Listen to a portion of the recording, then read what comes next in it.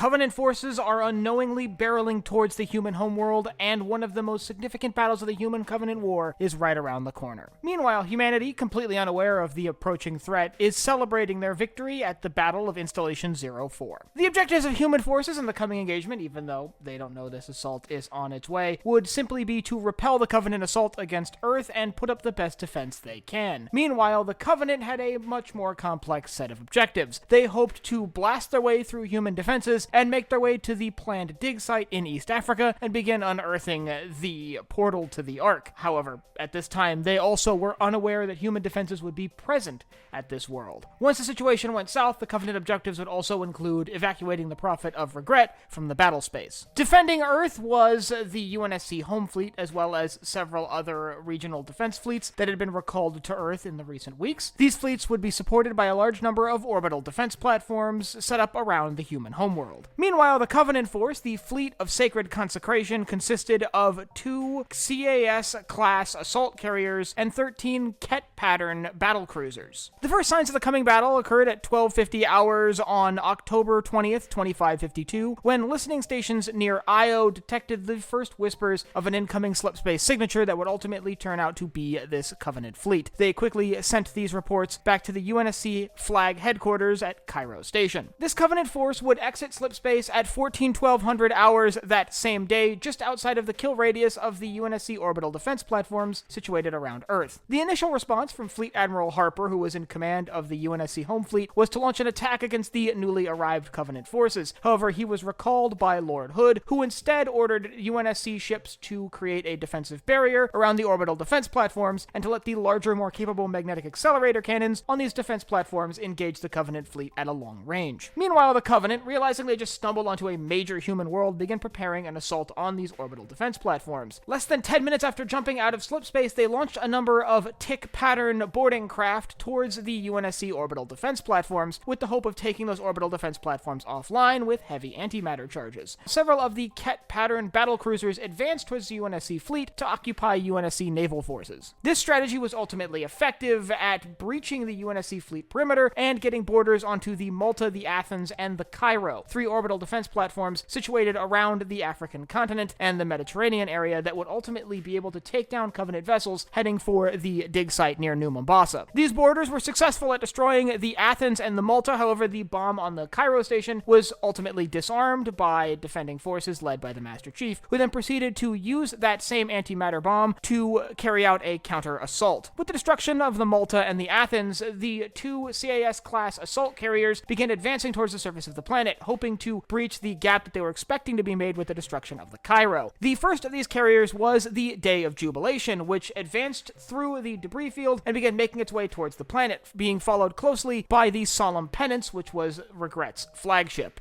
Using the antimatter charge that had been intended for the Cairo, Master Chief was able to destroy the Day of Jubilation. However, the Solemn Penance was able to make it to the surface and put itself in position over the city of New Mombasa, where it quickly began landing troops. Meanwhile, the remaining Ket-pattern battlecruisers advanced on the UNSC forces, meeting heavy resistance and taking heavy losses. At this point, the battle shifted primarily to the surface as UNSC forces began engaging Covenant landing parties near the city of New Mombasa. However, at this point, it seems like humanity could actually turn the tide of this battle. Only one Covenant vessel had managed to deliver troops to the surface of the Earth, and now all of the UNSC defensive forces from across the planet were converging on East Africa in hopes of repelling this Covenant assault. When it quickly became clear that Covenant forces would not be able to hold the ground that they had secured, the Prophet of Regret ordered a retreat, with the Solemn Penance jumping to slipspace over the city of New Mombasa, causing massive devastation to the city beneath the vessel, and ultimately marking the end of the first phase of the Battle of Earth. Now, the Prophet of Regret's jump to slipspace was not a solo venture. He was followed by several UNSC vessels, most notably the In Amber Clad, a Starwalt-class UNSC frigate, but also a pair of UNSC prowlers and a handful of additional UNSC frigates would follow later on. They would ultimately venture off to Delta Halo, where they would take part in the Battle of Installation 05. Meanwhile, back on Earth, right before the Prophet of Regrets' planned jump to slipspace, a UNSC plan had been hatched to attempt to seize the Solemn Penance using ODSTs dropped from several UNSC vessels up in orbit, which had now been primarily secured by UNSC forces. However, as these ODSTs were dropping to the city, the carrier jumped to slipspace, and these ODSTs were scattered all over the region, resulting in chaos as UNSC forces struggled to regroup in the aftermath of the Prophet of Regrets' jump to slipspace, and having to do all that while competing against the Covenant forces that had been left behind on the ground on Earth. Adding to the chaos of the situation, an order had come down from the Prophet of Truth for all brute forces operating on Earth to execute their elite companions and take control of military operations there, thus creating an internal power struggle within the Covenant forces on Earth. Now, this Covenant invasion force primarily consisted of brutes at this point, so within a few hours, the invasion force on Earth was completely under brute control, but it did result in a few hours of chaos through the middle of the day on October 20th. By that afternoon, UNSC forces were still struggling to hold on to control of New Mombasa, while the remaining Covenant vessels began to sort of congeal over the city in an effort to support their ground operations. This would be the case throughout most of the evening as UNSC forces struggled to regroup on the ground and form a coherent defense in the still hazy aftermath of the Prophet of Regrets' retreat. That jump to slipspace had done major damage to the city, and just a few hours after, the space elevator for New Mombasa had collapsed, further exasperating the situation on the ground. By that evening, most of the city was under Covenant hands, with only a few outlying districts still contested by UNSC troops. Any UNSC forces caught near the city center were fighting for their lives against roving Covenant patrols. Having secured most of the area around New Mombasa at 22:15 hours on October 20th, 2552, the Covenant began excavating the portal to the Ark, and the situation only gets worse overnight as the Prophet of Truth's fleet would arrive in the Sol system and begin reinforcing the weak remnants of the Prophet of Regrets' expeditionary force. By morning on October 21st, a much larger Covenant fleet was now arriving over the city, and the situation was looking increasingly dire for UNSC forces on the ground. By midday on October 21st, most UNSC forces had evacuated from New Mombasa and had begun rallying at other sites around East Africa to prepare for a counterattack. That finishes the first 24 hours of the Battle of Earth, which you could consider those first 24 hours to have been a Covenant victory, but a hard-fought one, which is still rather unique in the Human-Covenant War. The Covenant had taken massive casualties in their initial assault force, as it had been unprepared to face off against a human stronghold, and while they had ultimately achieved their objectives of securing their territory in East Africa to begin their excavation, they had done so at great cost, and had ultimately lost quite a bit in this engagement. If you'd like to learn more about the way the battles played out on this specific day, October 20th, 2552, I'll leave a link in the upper right-hand corner to a playlist I've built of other battle analysis entries on engagements from this day. And if you have any other engagements I'd like to see covered in future episodes of Battle Analysis and added to the archive, you can let me know down below in the comments.